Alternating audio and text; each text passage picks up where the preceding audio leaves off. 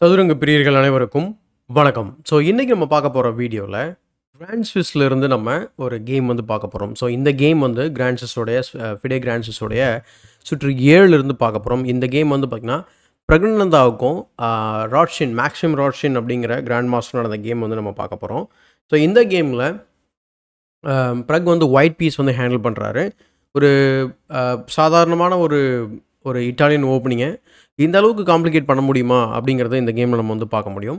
And அதே போல் black வந்து பார்த்திங்கன்னா அவருமே ரொம்ப ஈக்குவலாக அண்ட் ஈவன் பயங்கரமான கவுண்டர் அட்டாக்லாம் பண்ணுவார். பட் இந்த எண்ட் ஆஃப் த கேமில் என்ன நடந்தது அப்படிங்கிறது ரொம்ப முக்கியம். ஸோ இது எல்லாத்தையும் நம்ம இன்றைக்கி பார்க்கலாம். அதுக்கு முன்னாடி ஒரு ரெக்வஸ்ட் என்ன அப்படின்னா, நம்ம சேனல் நீங்கள் சப்ஸ்கிரைப் பண்ணாமல் வீடியோஸ்லாம் பார்த்துட்ருக்கீங்க அப்படின்னா சப்ஸ்கிரைப் பண்ணிட்டு பெல் பட்டனை ப்ரெஸ் பண்ணி வச்சுக்கோங்க. மறக்காமல் இந்த வீடியோக்கு ஒரு லைக் போட்டு அப்படியே இந்த வீடியோவை கண்டினியூ பண்ணுங்கள். இப்போது கேமை பார்க்கலாம். கேம் வந்து ஒரு E4 வந்து ஓப்பன் பண்ணுறாரு. ஓப்பனிங் வைஸ் நான் ஏற்கனவே சொன்ன மாதிரி G3 இட்டாலியன் ஓப்பனிங் சொல்லியிருந்தேன். இங்கே வந்து கிங்ஸ் இண்டியன் அல்லது அந்த மாதிரியான ஒரு செட்டப் பார்க்கணும். G3, நைட் F6, D3, அதுக்கப்புறம் bishop C5, bishop G2, D6, castles. அதாவது பிளாக்கு வந்து பார்த்திங்கன்னா ரொம்ப ஃப்ரீ ஹேண்ட் வந்து கொடுத்துருக்காரு பிரகு. So what is the point அப்படின்னு கேட்டிங்கனாக்கா, அவர் கிங் சைடில் எக்ஸ்பேண்ட் பண்ண போகிறாரு. Example H3, king H2 and then knight somewhere move பண்ணிவிட்டு then pawn to F4. So H3 அதுக்கப்புறம் A5. ஸோ குயின் சைடில் எக்ஸ்பேண்ட் பண்ணுறாரு. கிங் H2, அடுத்து H6 ஆன் டு C4, அதுக்கப்புறம் bishop to D7. Night C3 develop பண்ணுறாரு. அதுக்கப்புறம் night H7 போகுது. Night H7 idea இவருமே வந்து பார்த்திங்கன்னா F5 வந்து பிரேக் பண்ணலாம், அதான் அவரோட idea. So night to D2 வராரு. அண்ட் இந்த பொசிஷனில் அவர் நைட்டு D4ல் சென்ட்ரலைஸ் பண்ணுறாரு. அதாவது நீ இப்போ இந்த நைட்டை இங்கே மூவ் பண்ணிட்ட இல்லையா, ஸோ நான் என் நைட் இங்கே வச்சுக்கிறேன், என்னோட நைட் வந்து அங்கே சப்போர்ட் பண்ணிட்டு இருந்து இப்போ அது இல்லைன்றதை சுட்டி காமிக்கிறாரு. அப்படி வச்சவொடனே நைட் B3 போயிட்டு திரும்பவும் அந்த நைட்டை சேலஞ்ச் பண்ணுறாரு. இந்த நைட்டை சேலஞ்ச் பண்ணுறதுக்கு ஏன் ரீசன், என்ன காரணம் அப்படின்னு கேட்டிங்கன்னா, இந்த F5 பிரேக் வந்து அவங்க பண்ணுறதுக்கான வாய்ப்பு குறையும். ஸோ அது இந்த நைட் வந்து சப்போர்ட் பண்ணிகிட்டு இருக்கு.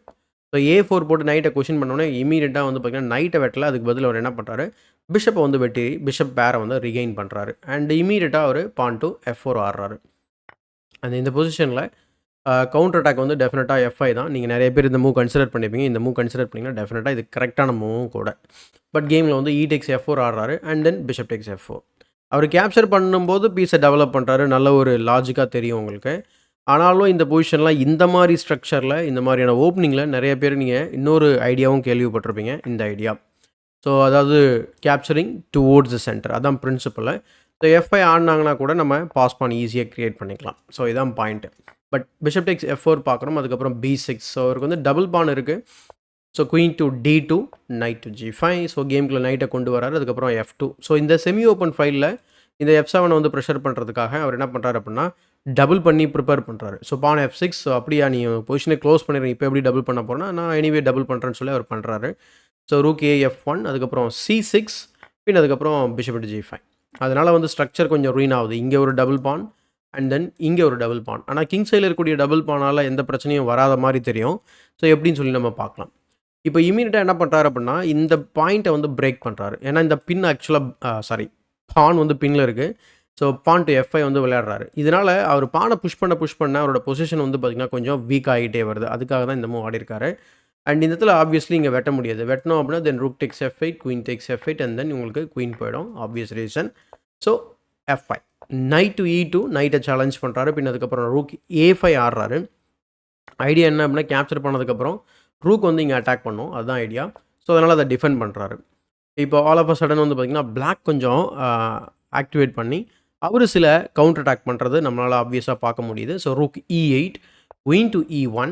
ஸோ குயின் டு E1 வந்து பார்த்திங்கன்னா பேட்டரி ஃபார்ம் பண்ணி டிஃபெண்ட் பண்ணுறாரு. இந்த இடத்துல பெஸ்ட் சாய்ஸ் வந்து பார்த்திங்கன்னா இந்த ப்ரெஷரை இப்படியே மெயின்டைன் பண்ணிவிட்டு நீங்கள் அந்த ரூக்கை வந்து டபுள் பண்ணுங்கன்றதான் பெட்டர் மூவ் அப்படின்றதான் கம்ப்யூட்டர் சாய்ஸ்.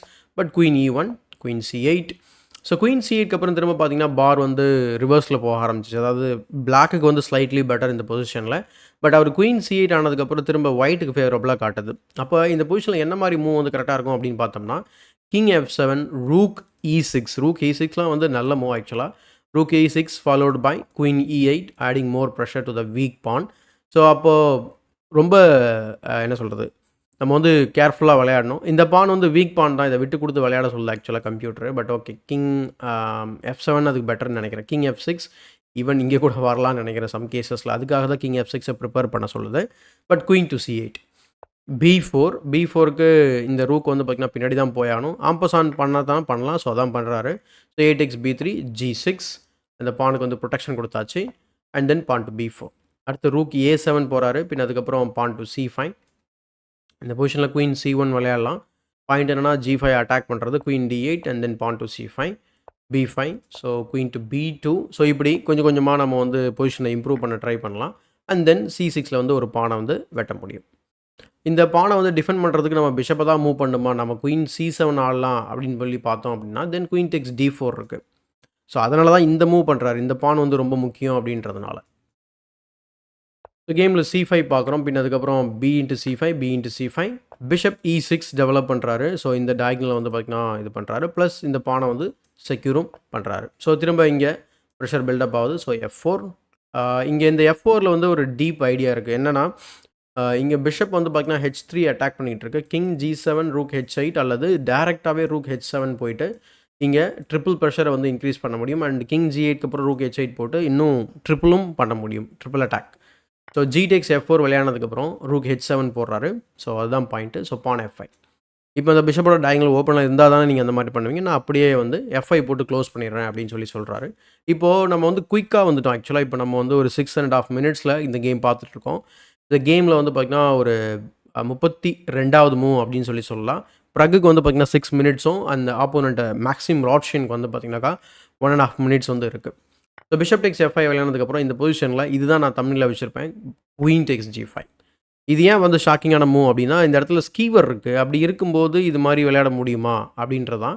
ஆக்சுவலாக ஸ்கீவர் பண்ணாலும் உங்களால் வந்து பார்த்திங்கன்னா அந்த ரூக்கை வெட்ட முடியாது. ஏன்னா நீங்கள் செக்மேட் ஆகிடுவீங்க. இவ்வளோ பீஸ் வந்து பார்த்திங்கன்னா பக்கத்தில் இருந்தாலும் ஓகே, குயின் கூட கொஞ்சம் அவுட் ஆஃப் த ஃபோக்கஸ்ன்னு சொல்லலாம். பட் இந்த 2 பீஸ் வந்து குயின் கிங்குக்கு பக்கத்தில் இருந்தாலும் you will be getting the checkmate. So எப்படின்னு சொல்லி பார்க்கறதுனா பார்க்கலாம். ஸோ ரூக் இங்கே கேமில் வந்து இந்த பிரச்சனையை புரிஞ்சுக்கிட்டு தான் அவர் வந்து இந்த bishop D3 வெட்டல. So rook H5 வந்து விளையாடுறாரு. இதுவுமே வந்து பெட்டர்னு காமிக்குது.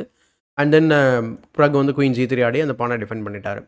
இதே இந்த இடத்துல நம்ம போய் க்ரீடியாக இது மாதிரி வெட்டியிருந்தோம் அப்படின்னா தென் ரூக் F6 விளையாடலாம். So what is the point அப்படின்னு பார்த்தோம்னா நீங்கள் இங்கே க்ரீடியாக வெட்ட முடியாது. ஏன்னா இங்கே 5 மூவ்ஸில் செக்மேட் இருக்குது. ஸோ நிறையா ஆப்ஷன்ஸ் இருக்குது நம்ம செக்மேட் பண்ணுறதுக்கு. அதில் ஒன் ஆஃப் த வேரியேஷன்ஸ் தான் இது.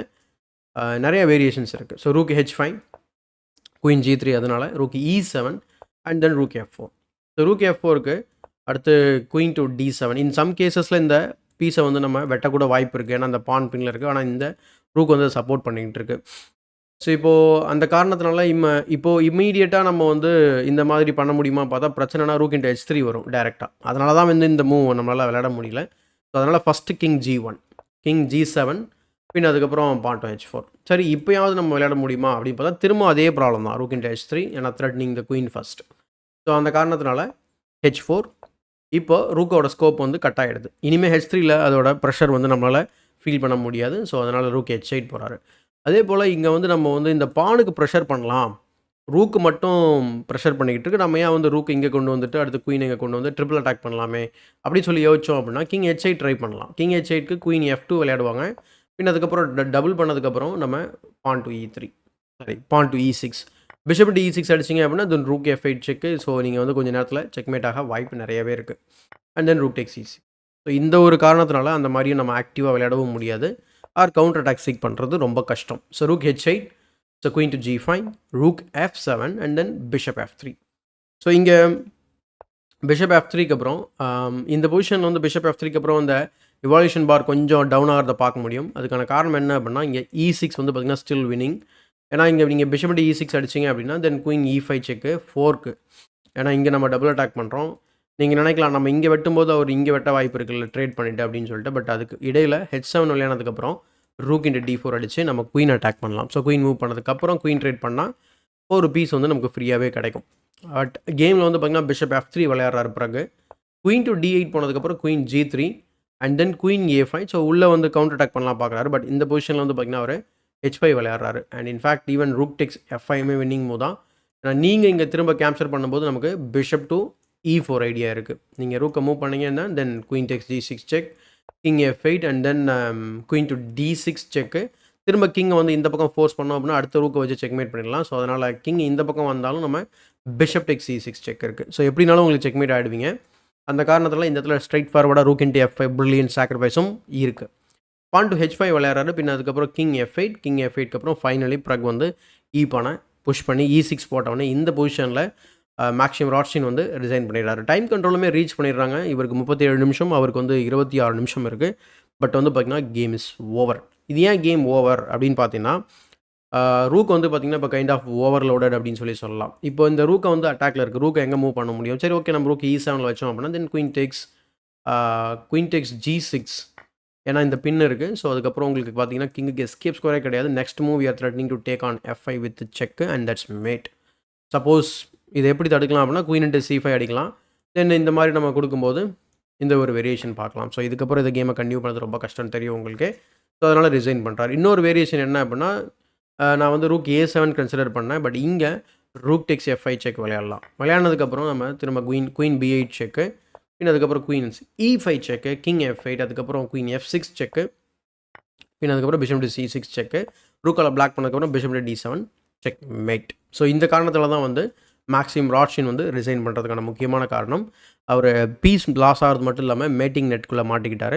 பட் ஒயிட்டோட கிங்கை எதுவுமே செய்ய முடியாது. குயின் மட்டும் ஆக்டிவாக இருக்குது. பட் அதனால் எந்த ஒரு பிரயோஜனமும் கிடையாது. ஒரு செக்கு வேணால் கொடுக்கலாம். அதுக்கப்புறம் கிங் G2க்கு அப்புறம் தேர் இஸ் நத்திங். ஸோ அதான் ரிசைன் பண்ணுறாரு. ஸோ கண்டிப்பாக இந்த கேம் நீங்கள் என்ஜாய் பண்ணியிருப்பீங்க நான் நினைக்கிறேன். அப்படி என்ஜாய் பண்ணியிருந்தீங்க அப்படின்னா இந்த வீடியோக்கு ஒரு லைக் போடுங்க. மறக்காமல் மற்றவங்களுக்கு ஷேர் பண்ணுங்கள். நம்ம கிராண்ட் ஃபிஸ்ட்டில் மற்ற கேம்ஸ் ஏதாவது இருந்தால் நீங்கள் சஜஷன் சொல்லுங்கள். நானும் நிறைய நோட்டபிள் கேம்ஸ் வந்து நான் திரும்ப காமிச்சிக்கிட்டு இருக்கேன். அடுத்து வேறு ஏதாவது இன்ட்ரெஸ்டிங்கான ஒரு வீடியோவில் மீண்டும் சந்திப்போம். அதுவரை உங்களிடம் விடைபெறுவது உங்கள் சதுரங்க சாணக்கியன்.